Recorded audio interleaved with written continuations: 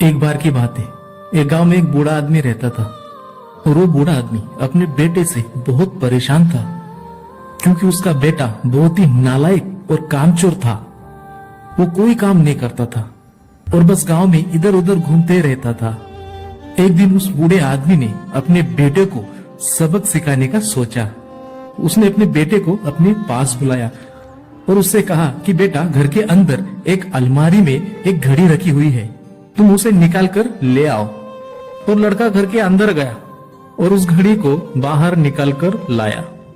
फिर उसके पिताजी ने कहा कि अब तुम एक काम करो, इस घड़ी को अपने साथ बाजार लेके जाओ और जितने भी लोग तुम्हें मिलेंगे सबसे तुम इस घड़ी की कीमत पूछना और कीमत पूछकर मेरे पास वापस आना।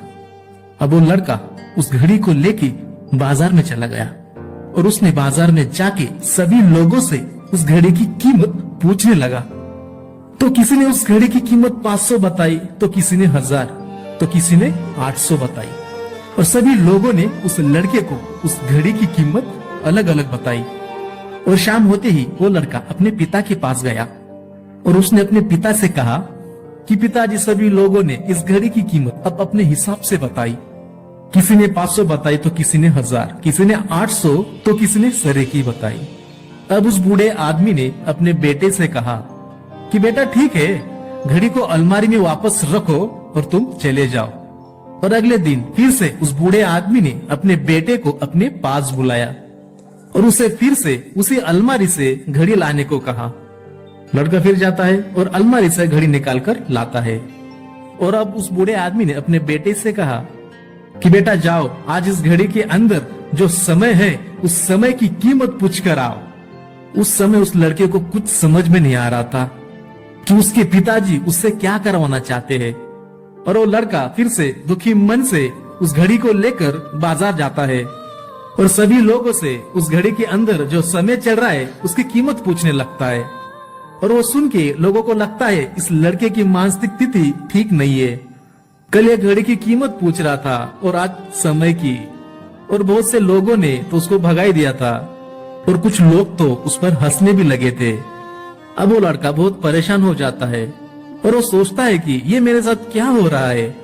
तभी वो एक आखिरी बार एक बूढ़े आदमी की दुकान पर जाता है और वो बूढ़ा आदमी अपने काम में बहुत व्यस्त था और वो लड़के का सवाल सुनते ही समझ गया कि लड़का क्या पूछना चाह रहा है।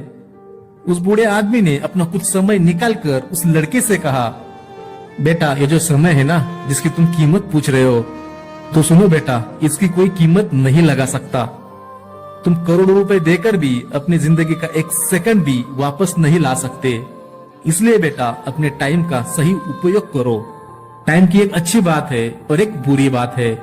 और बुरी बात यह है मेरे दोस्त कि टाइम गुजर जाता है और अच्छी बात यह है कि तुम उसे किन चीजों में गुजारते हो ये तुम्हारे हाथ में होता है।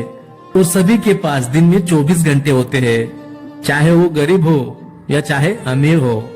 बस ये तुम्हारे हाथ में है कि तुम उस टाइम से क्या नया कर सकते हो। तो मेरे दोस्त, अपने इस टाइम का पल पल का हिसाब रखो कि तुम उस टाइम को किन चीजों में उड़ा रहे हो। उस बूढ़े आदमी की बात सुनकर उस लड़के की आंखें खुल सी गई, मानो उसमें एक बड़ा बदलाव सा आ गया हो। और फिर वो अपने पिताजी के पास उस घड़ी को लेकर गया और उसने सारी बात अपने पिताजी से बताई। और उसी दिन से, ध्यान से सुनना मेरे दोस्त, उसी दिन से उस लड़के की जिंदगी सुधर गई और उसकी जिंदगी पूरी तरह से बदल गई। दोस्त, कहते हैं ना कि टाइम सबके लिए फ्री है, लेकिन वो प्राइसलेस है। वो बहुत कीमती है, तुम उसे खरीद नहीं सकते, लेकिन तुम उसे अपने हिसाब से इस्तेमाल कर सकते हो। तुम उसे रख नहीं सकते, लेकिन तुम उसे स्पेंड कर सकते हो। और अगर एक बार आप इसे गवा देते हो तो तुम इसे कभी भी वापस नहीं ला पाओगे। तो दोस्त, अपने टाइम का सही उपयोग करो। और दोस्तों, ये कहानी आपको अच्छी लगी तो मेरे इस चैनल को सब्सक्राइब करना और बेल आइकन को भी हिट करना। This is AVS here. Thank you for watching.